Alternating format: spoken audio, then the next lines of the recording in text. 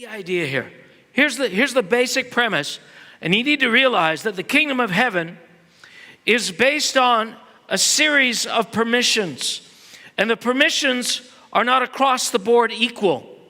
The kingdom of heaven is not about equality. What? What do you mean it's not about equality? I thought God is no respecter of persons. Yeah, it means no respecter of persons. That means he who has ears to hear can hear. It's given to anybody, but not everybody will hear. So the opportunity is equal across the board, but not everybody takes equal opportunity of what's in front of them. That's what it means. Because what about Jesus? Do you think he did things equal? Did everybody get the same thing?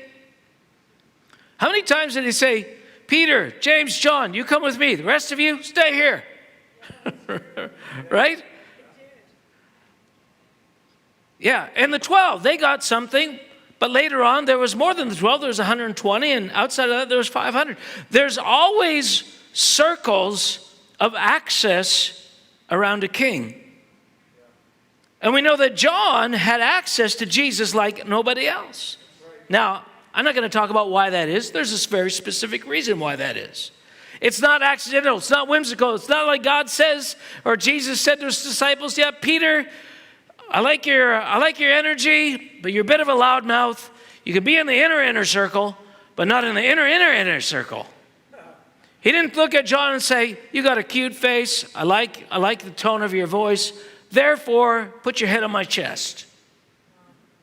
It was not predicated upon any of these things. There was a criteria. There's always a criteria. There's always a criteria. Let me get this across to you. There's always a quality that endears and causes the heart of God to say, come here, come closer.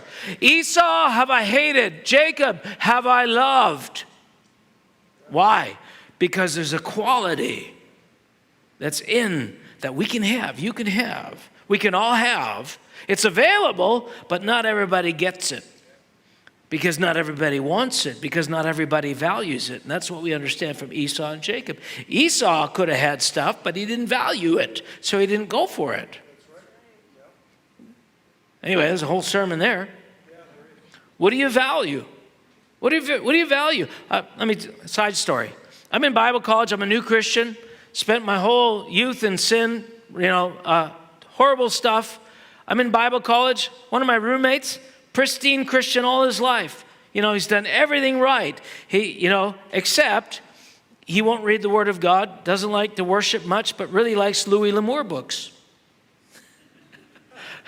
And anyway, one day, finally comes out, he hates me. He hates me because every day I come in with these testimonies of God visiting me and opening my eyes and experiences and power encounters and all kinds of things. And he's seething in the background thinking, God, this is not fair. I've been a Christian since I was 5 years old. I've stayed away from sin. I've never drank in my whole life. I've never slept with a woman. I've never done any of these things. And how is it that this guy who spent all of his life, running around doing everything he shouldn't do, and he's got all this access to you and I don't? This is so not fair. There's a reason. There's a reason. Have you seen somebody that seems to have something that you don't have and you're thinking, why them? There's a good reason. Do you like what Sammy has? Sammy, shake your head. Yeah.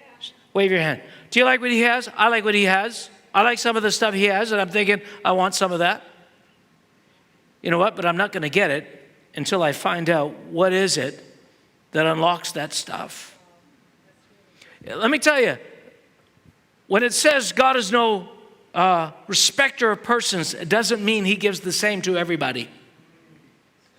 Right? 1 talent, 5, 10, rule over 10 cities, 5 cities, 1 city. Jesus said, when you come into a place, all right, take the lower seat, lest somebody greater comes in. What? I thought your kingdom was about nobody greater. We're all the same. We're all equal. What you got, I got. No. Where do you see that in the Bible? Oh.